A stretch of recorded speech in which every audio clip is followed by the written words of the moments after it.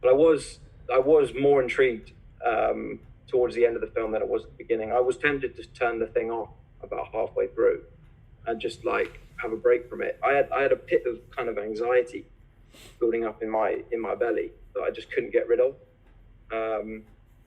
and that was slowly being released as the last kind of act came through when they were in the theater. There was that kind of, it wasn't really a catharsis because it didn't seem related to anything, but when that woman is singing up on stage and the mate's telling everyone that it's recorded and she's just singing and like they're both sitting there like crying in the audience, I was kind of like on a level with them to a certain extent. Another scene which I enjoyed, which I was really which actually it was another of the few moments that I felt immersed in it, like I was in it, was when they were doing tryouts, they were doing castings for the film, and they had that woman in the booth with the two extras next to her, and they're just singing that kind of like old 70s, whatever it was, the old 70s tune. That was like hypnotizing for me. Like I was really into that for some reason. But again, it felt like it didn't have so much to do with the rest of the plot. Well, I think what I'm trying to say was really fragmented, and for the most part, I couldn't really enter. I could watch it from afar and either be irritated by it or kind of wonder at it on the sidelines. But there were occasionally scenes where I felt like I was completely hypnotized, like completely immersed in it. I'd say the 19 was it 50s? I thought it was the sort of the songs they were singing in the booth. Yeah. But I thought that was sort of played along with the whole dream concept of, you know, the golden age of Hollywood, and that's all very La La Landy, you know, sort of just symbolic of the, you know, the dream of Hollywood and all that and the industry at that time. But Tom, did you when you got to the box, did you methodically understand things as they proceeded from there? As each scene went by, you went, oh, that she goes to the party, all this means that. Because personally, I still didn't quite get carried along enough to possibly just understand or piece things together. It might be it just needs a second viewing. But were you trying to, Guy? Were you trying to? I think that. No. I think that. I don't know if I was trying to piece things together. I think I was just trying to understand the thing as a whole. I spent a lot of the time just thinking like what the hell? So she is Diane, but then I was wondering, but then who's Betty? Who's I all the time worrying about that as opposed to what everyone's purpose was. Tom, did you think that much more like, oh, that means that and that means that? No, but I think it's one of those films where once you watched it, I felt like really, and you like kind of work out what it is, I felt quite satisfied with it. The reason I had to kind of break it up was it's the first half, like I said, I found it a little bit kind of disengaging because you can't work it out. But when you kind of realise the juxtaposition between the two halves and the reality and the dream context, it all starts to make sense, and the cut between scenes makes sense, and the sporadic use of the same characters kind of makes sense. Because like I was saying, like that cowboy, although you're saying you're irritated by it, it does fit into the way your brain works when sort of composing a dream. Because she spotted him and clearly it caught her eye in that dinner party, so she remembered him, so that's why it was implied in her dream. And then the part where the man kills those two people in that office upstairs, that's actually like a snapshot from the reality, because he's been hired by her to find this woman in real life. And clearly there's a hit out on her. So when you kind of start piecing together those things, it kind of makes sense. You can kind of appreciate the kind of general vision of what he's going for. So I wouldn't say it was like an enjoyable watch, but like now that I feel in my head I have an interpretation of what it is, I feel really satisfied with it, because you do have to think a hell of a lot to kind of get to any form of a conclusion as to what you think it is. So I feel quite like I would watch another one of his movies. So that for me is the reason why I don't think I enjoyed it, is that I think with that film, you spend so much time trying to figure it out that I feel completely detached from the characters and what they're feeling. And so the actual emotion that I come away with from the film is not, oh my God, I actually felt really sorry for Betty or whatever her name was in the end. But actually the feeling that you end up with, like you were explaining, Tom, is I just feel satisfaction for having got it. And for me that doesn't make it a good film, or well, for me that's not what I would look for in a film. I don't want to watch a film to get it. I just want to watch a film to actually be kind of moved by the characters and be fully immersed and kind of experience what they're experiencing, rather than just try and see what the director's vision was behind it. So I think that's the reason why I didn't like it. But did you?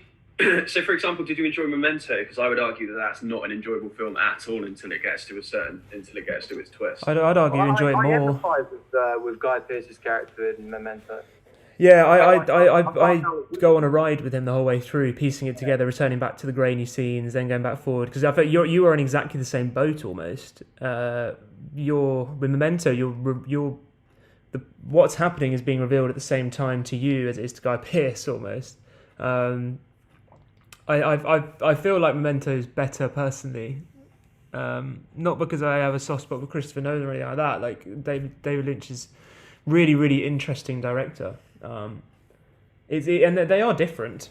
It's just the way that they're presented. Obviously, they're different in the fact that Memento's chopped into sort of 3-minute scenes, as opposed to this one being sort of like block halves. Well, also Memento is intended to make sense. You know, there is everything you watch in that film is in some way tied to like the grand narrative, the overall narrative. But Mulholland Drive, I have the sense that he doesn't necessarily want it to make sense. The interpretations that you've discerned, Tom, I think they make sense. To some extent, but I imagine that there's 3 or 4 other ways to look at the film, and that is probably where that kind of cult following comes from, because his films, I think, the enjoyment of them is probably as much in the discussion about them as it is in the viewing of them, because that dream logic doesn't necessarily. It's not a one size fits all. It's not like 1 or 2 interpretations. There's very many ways. I mean, I don't know if this is at all correct, but I remember thinking towards the end of the film that the brunette woman, I can't remember the names of any of the characters, but the brunette woman who we see in the first scene. Rita. Yeah. She, I thought, was the one constant through the film, because I was thinking that there was loads of shifting identities and whatnot, but I had the impression that her narrative journey was constant, and obviously that there were flashbacks and stuff. But say she has been in that cab and then she stops and they're about to kill her and then she crashes. They were the assassins, right? That Naomi Watts' character sent after her to kill her. Yeah. Is that the general view? I saw it as that. But they were a dream. So once again, that's kind of a reflection of her journey to that party, which is part of the reality part of the film. So that she's once again mimicking something that's happened in reality, because it's the exact same road with the exact same 2 drivers. But at the point where they turn around in the reality section where it's Betty, they say, "We have a surprise for you." And in that aspect, it's a good surprise, although it's bittersweet, because it's good. She wants to see the woman she loves, but then it becomes bitter in that she's going to a party where it's revealed she's with Justin Theroux's character. So then, therefore, at the start scene where it's Rita's character in the back, when they turn around and surprise, it's a gun that's pulled out. So it's that juxtaposition once again between the contrast of reality and the dream, and the narratives that she's clearly flipping as a reaction to her emotions in the real world. So she's given Rita a negative storyline until she finds her, and she becomes her one love, because that's all she can depend on. And that's why everyone else that is associated with the negativity in the real world has sort of has sort of these kind of crazy, hectic narratives assigned to them. I think Justin Theroux's character is the biggest giveaway because he didn't make sense at all until you say it in reality, and the only link is her disdain for him, and that's why everything in his life kind of falls apart. Did you guess it was a dream state for the first hour and a half during it? No, because I really started sympathizing with Justin Theroux, Adam, with his character, and I started to like him a lot, and then I just feel like all those character relationships. I understand the concept is then suddenly revealed that this is a dream state and then suddenly the reality is totally different. But it just breaks down all relationships that have been built up with certain characters for the whole time. I'm not saying it's a bad thing, but it's just something that can detract from your own connection with the film, perhaps. But, I mean, you have all this stuff with Adam, but then at the end, it's like, that's just... I don't know, his character's quite irrelevant, actually, come the reality. After all that, did that cowboy bloke? You know, he said that he was going to reappear twice if it goes badly, and once if it goes wrong. How many times did he reappear? Twice. When was the second time? He was at the party, and I don't know if. Yeah, when was the second? I feel like there was another occasion, but I can't remember. No, it was only once. Was it? I think it was once, because then I remember seeing him at the party, and I was by that point I was like, "What the hell is the purpose of him?" But I guess Tom, you've explained it a little bit better. I'll see you again if it goes. I'll see you again once if it goes good, and I'll see you again twice if it goes bad. Yeah, I think he turns up once, but I think like you can't take anything in the first hour in like a literal sense. No, I didn't. No. That's why that theatre scene is just so random, but I quite enjoyed that scene. I thought that was one of the more entertaining scenes.